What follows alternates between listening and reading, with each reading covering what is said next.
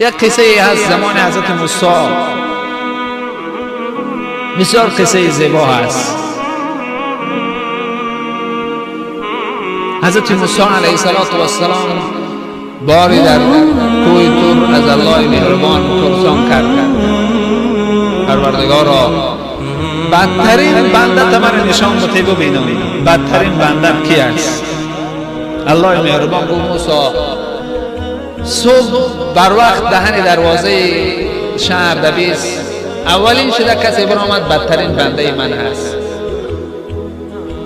حضرت موسی سحر بر وقت بعد از نماز پسی دروازه ایستادند، نگاه کردند که اولین شده کی میبراید؟ یک موسفید کهنسال، ریشش سفید، یک جوان بچه در دستش از این شهر بیرون شد. حضرت موسی بسیار ذوق شد، گفت: عجبا، این موسفید ریش سفیدش قدی بدترین بنده خدا بوده است. این موی سفید کره نام سیاه از جای خدا میگفتند.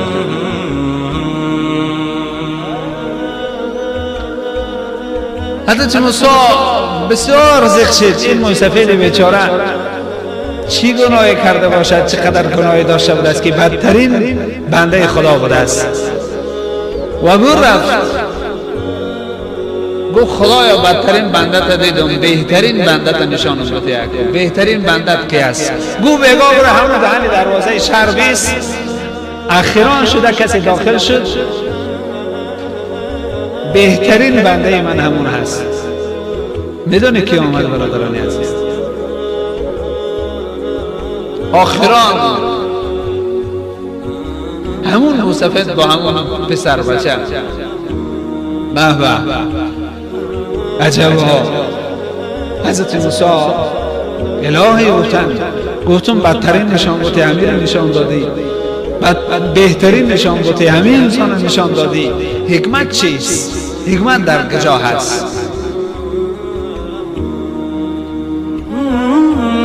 چرا این هم بدترین شده هم بهترین؟ الله مهربان گفت: موسی، میدانی ماجرا چیست؟ گفت: الهی ماجرا رو تو میدانی.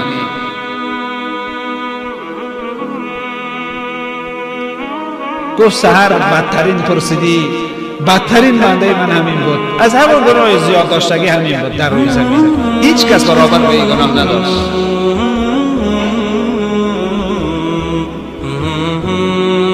اما شاید گناه من شما از اون بیشتر شد. در راه برآمد، پسر بچه‌ای در دستش دیدی؟ گفت: بله دیدی. گفت: ای شهر بیرون شدن همین پسر بچه به این پدر سوال داد. گفت: پدر. گفت: لبیک. سوال دارم. چی سوال داری؟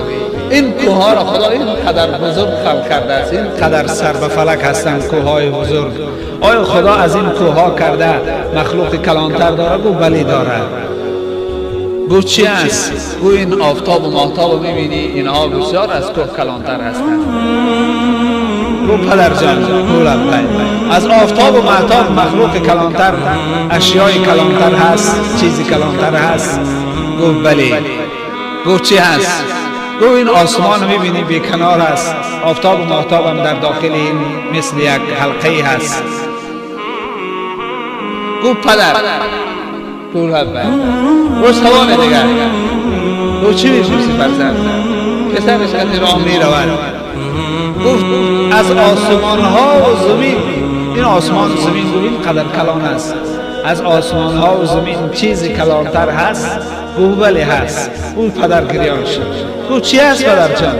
گفت: گناه این همی پدر گناهکاری و سیاه و آسی گناه این همی از همه بیشتر هست. آسمان و زمین هم دیگر تنگ است در گناهی پدر.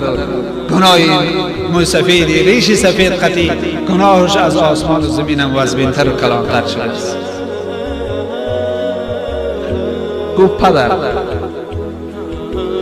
پسر بچه هم ازمه. گفت: پدر جان. گفت: لبیک پسر. گفت: خدای بزرگ آیا از گناه پدر من چیزی کلانتر داره؟ گفت: بله داره. گفت: چی است؟ اون رحمت مغفرت پروردگار بزرگ است که گناه پدرت هم در نزد او چیزی نمیتونه. گناه پدرت از آسمان و زمین کلانتر هست، اما در پیش رحمت الهی هیچ چیزی نیست. خدا بخواه اگر به قطره این همه گناه را از بین میبرد.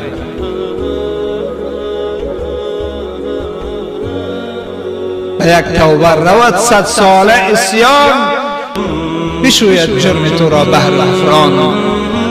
او سفید این سخن گفت، گریان شد، از چشماش آب رفت. خدای مهربان این قدر این سخن خوش آمد، این قدر این سخن خوشش آمد، گفت همه گناه 70 ساله این سفید بخشیدم. همه 70 ساله گناه کرده این سفید بخشیدم. صبح بدترین انسان از خانش بیرون شد، بگاه بهترین انسان داخل خانش. بهترین انسان. خدای مهربان از ما و شما چنین بخواهد که ما بهترین انسان باشیم. بگیم الهی ما گناه داریم، گناه تو گفتی بیار ببخش. من گناه را پیشنهاد بکنم چیز دیگر نگردم. بگیر گناه ها و در عوضی برام ثواب بدی. توبه آوردم، استغفار آوردم، چیز دیگر ندارم. این شبهای ماه مبارک رمضان بهر این از برادران عزیز آه ناله بزنیم و درگاه الهی و عرش الهی ناله بزنیم که خدایا ما گناهکاران